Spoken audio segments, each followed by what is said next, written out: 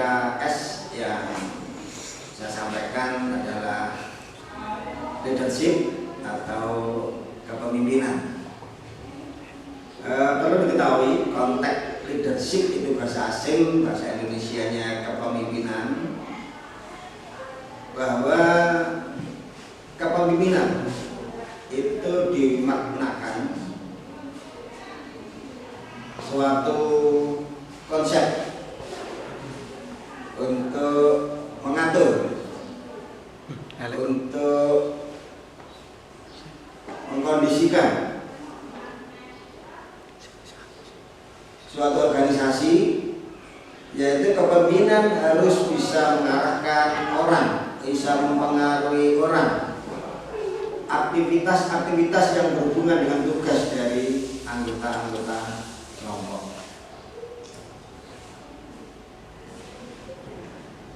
Memimpin orang atau mengarahkan orang itu sesuatu yang mudah-mudahan sulit.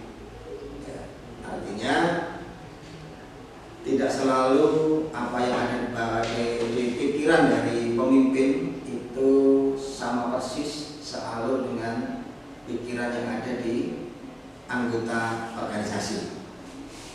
Sering itu ada anggota organisasi yang kita pimpin itu mempunyai pengalaman, mempunyai pendapat, mempunyai sikap yang berbeda dengan kemauan kita. Bahkan ada dari anggota organisasi kita itu yang mempunyai kemauan, mempunyai kemampuan, mempunyai sikap yang berada di atas kita, sehingga untuk itu seorang pemimpin itu harus mempunyai suatu variasi, suatu sikap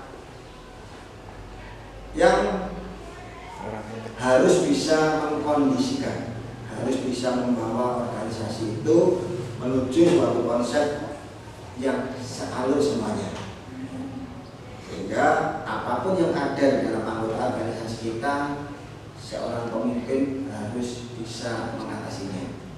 Karena kadang-kadang ada anggota organisasi itu yang istilahnya tidak mampu tapi tidak mau untuk bekerja sama. Ada juga anggota organisasi itu yang mau untuk bekerja sama tapi kemampuan ada di bawah rata-rata. Ada juga suatu kondisi bahwa anggota organisasi itu mau melaksanakan tapi potensinya ada di bawah kita. Ada juga anggota organisasi yang betul-betul mau melakukan dan mampu untuk melakukan. Makanya dari kondisi-kondisi yang terjadi itu kita akumulasikan, kita kondisikan agar segala sesuatu bisa berjalan seirama, sehingga tujuan organisasi bisa untuk kita capai. Nah, ada berbagai gaya kepemimpinan itu yang harus nanti kita pahami, mana nantinya cocok untuk kita lakukan, mana yang harus tidak kita lakukan pada situasi dan kondisi yang ada pada organisasi kita. Sehingga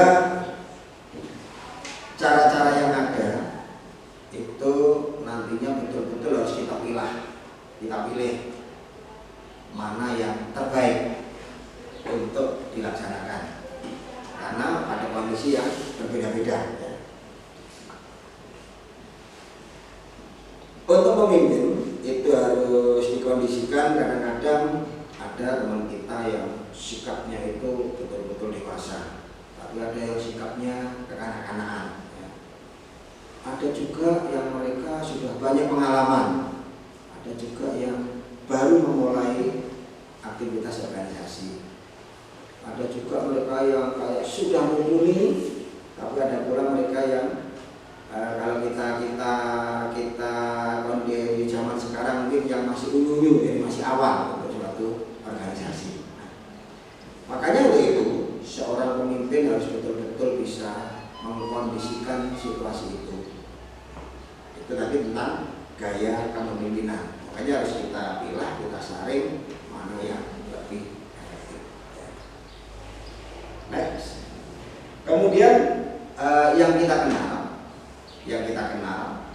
ada gaya-gaya kepemimpinan itu yang sifatnya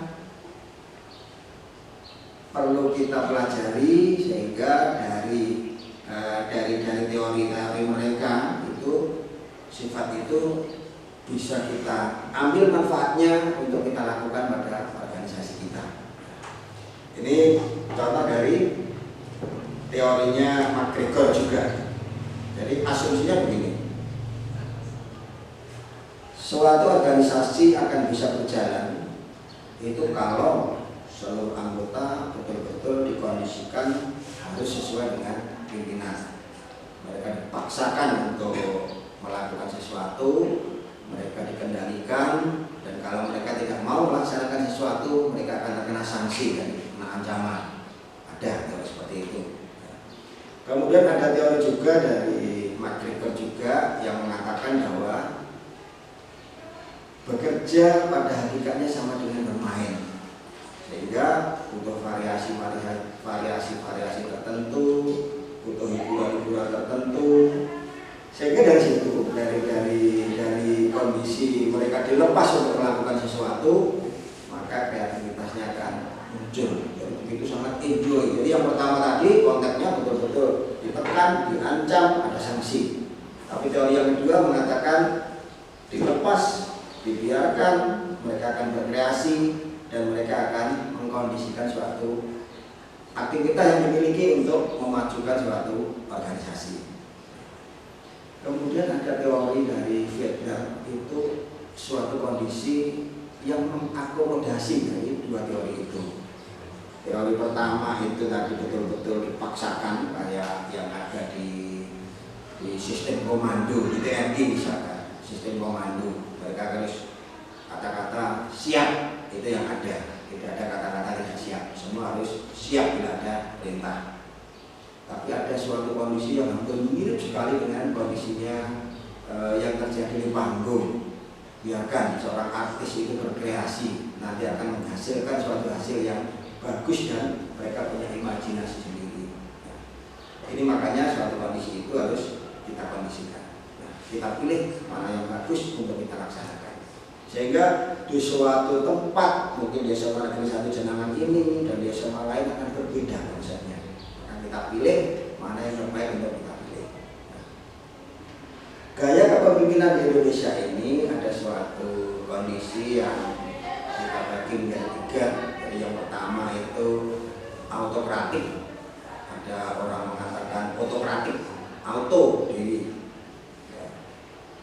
Sehingga konsep ini betul-betul mengkondisikan pemimpin lebih besar segala sesuatunya dibanding dengan anggotanya. Pemimpin berhak mengendalikan organisasi, pemimpin berhak memerintah organisasi. Sehingga sifat ini kalau di Indonesia lebih autokratik ini dikenal dengan konsep otoriter. Sehingga segala sesuatu tergantung pemimpinnya. Ini juga terjadi. Suatu saat juga harus kita lakukan, tapi suatu saat ini tidak sesuai dengan situasi dan kondisi. Nah, gaya kepemimpinan kedua ini yang sifatnya partisipatif. Partisipatif itu konteksnya antara pemimpin, antara anggota ini berada dalam satu lingkar yang sama. Segala sesuatu didiskusikan. Pemimpin punya ide besar kepada anggota organisasi. Akhirnya terjadi suatu kata sepakat untuk melakukan suatu keputusan. Nah, jadi yang partisipatif. Kemudian ada yang konsepnya gaya kepemimpinan yang bebas kendali. Bebas kendali itu pemimpin dan anggota, ini konsepnya anggota lebih punya keleluasaan. Nah, ini pernah terjadi di negeri Cina misalkan. yang menjadi raja itu masih anak-anak, maka anggota yang di bawahnya ini akan berhak bebas menentukan suatu kondisi yang ada di sana. Atau mungkin yang terjadi di sekolah, misalkan, wah, ketua OSIS-nya sudah tidak aktif misalkan, apa-apa diem tok, datang juga jarang, nah, maka semua dikendalikan oleh bawahannya. Itu yang tidak boleh terjadi. Makanya dari konteks autokratik, partisipatif, yang bebas kendali tadi, kita pilih mana yang terbaik untuk dilakukan di SMA Negeri 1 Jenangan ini. Itu kayaknya. Kemudian untuk seorang pemimpin itu disarankan untuk mengkaji situasi yang terjadi. Dikaji teman-teman yang ada di SMA Negeri 1 Jenangan ini situasinya seperti apa, mereka dari keluarga seperti apa, jaraknya berapa, dan sebagainya. Dikaji. Mereka sifatnya keras, mereka sifatnya luas, dan sebagainya. Itu dikaji. Karena untuk menentukan sikap atau untuk menentukan keputusan atau berbicara dengan anggota organisasi yang punya karakter yang berbeda, itu dibutuhkan gaya kepemimpinan yang berbeda. Kemudian juga mempertimbangkan unsur-unsur yang lain, disesuaikan. Kalau misalkan ada teman di anggota organisasi kita sukanya menyanyi dan sebagainya, maka kita juga dengan pola pendekatan jangan mementak-mentak pada anggota organisasi yang sifatnya sifat menyanyi misalkan. Sambil nyanyi kita dekati, kita kondisikan, akhirnya terjadilah suatu kondisi kesamaan tujuan sehingga nanti organisasi akan bisa berjalan. Nah, itu pola dari pemimpin. Kemudian bila nanti Anda suatu saat nanti menjadi pemimpin bangsa ini, maka dari kondisi-kondisi anggota organisasi itu betul-betul harus dikenali bersama. Jadi kita harus tahu siapa saya, siapa kita. Jangan merasa kita yang paling hebat, juga jangan merasa kita yang paling tidak hebat. Dikondisikan, dikenali diri kita. Jadi tadi ada 6 suatu kondisi yang harus kita kenali dan kita menjadi pemimpin. Tadi yang pertama, kita kenali diri kita sendiri. Maka kita harus betul-betul paham siapa kita itu, sehingga tidak ada rasa yang sifatnya ada di kita merasa lebih tinggi atau kita merasa lebih rendah. Kita biasa saja, apa adanya. Yang pasti sekarang kita sebagai pemimpin harus benar-benar bisa menempatkan posisi kita. Kemudian yang kedua, itu kita harus mengenali situasi yang kita hadapi. Kalau saat itu yang kita hadapi pada suatu kondisi yang enak, nyaman dan sebagainya, maka kita dengan enak aja ada suatu koordinasi, bincang-bincang dan sebagainya. Tapi kalau kondisi yang kita hadapi adalah situasi yang darurat,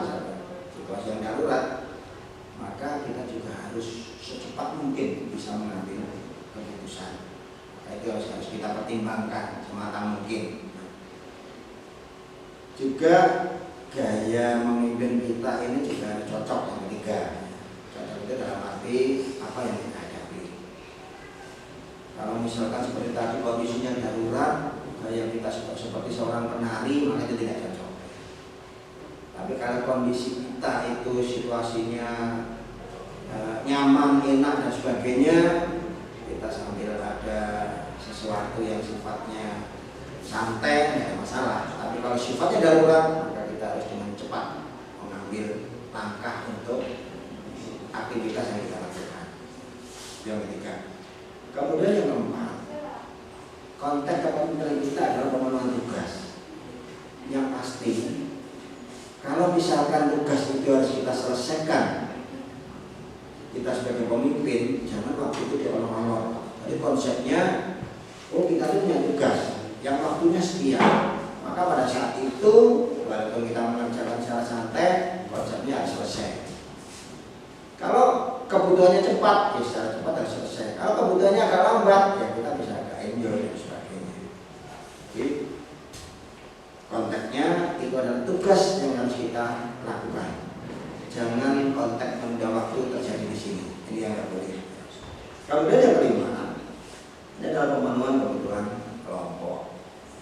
Yang pasti segala kebijakan, segala keputusan itu adalah milik organisasi dan itu harus berhasil dilakukan oleh tim. Jadi konsepnya dilakukan oleh tim organisasi kita. Kemudian yang terakhir adalah pemenuhan kebutuhan individu. Artinya kebijakan-kebijakan pemimpin ini betul-betul harus memenuhi dari masing-masing individu yang ada di dalam organisasi ini. Semuanya bisa terpenuhi semaksimal mungkin, intinya bisa adil untuk semuanya. Nah, kemudian gaya kepemimpinan yang ini banyak dipakai di Indonesia, bahkan ini yang diterapkan di dunia pendidikan, ini yang pernah ditelurkan oleh Ki Hajar Dewantoro. Ini suatu gaya kepemimpinan yang sangat cocok untuk dikondisikan di organisasi-organisasi yang ada di Indonesia. Ing ngarsa sum tulodo atau ing ngarsa asum tulodo. Di depan seorang pemimpin bisa memberikan contoh. Ing ngarsa sum tulodo. Kemudian ing madya mangun karso. Artinya kalau kita berada di tengah, seorang pemimpin juga tidak boleh berleha-leha, teman-temannya bekerja kita tidak, itu juga tidak boleh. Bila mana temannya bekerja, kita juga ikut berada samping di sana, artinya kita bekerja bersama memotivasi teman-teman organisasi untuk bekerja saling bahu-membahu. Di depan bisa memberi contoh, di tengah saling bahu-membahu untuk menyelesaikan tugas. Kemudian yang ketiga adalah ini Tuturi Handayani. Bila mana kita berada di belakang, maka kita harus bisa memberi dorongan kepada anggota organisasi kita. Jadi ini yang patut kita teladani. Mudah-mudahan nanti para siswa peserta DKS ini bisa mengkondisikan. Kalau di depan bisa menjadi contoh, di tengah bisa saling bahu-membahu memberi motivasi, di belakang bisa memberi dorongan sehingga organisasi ini bisa berjalan sangat bagus. Ya. Ini konsep kemudian tadi, kemudian ada beberapa konsep istilahnya seorang pemimpin. Kita nanti berada pada posisi yang ketiga. Jadi yang pertama, ini pemimpin yang memang dilahirkan pilih.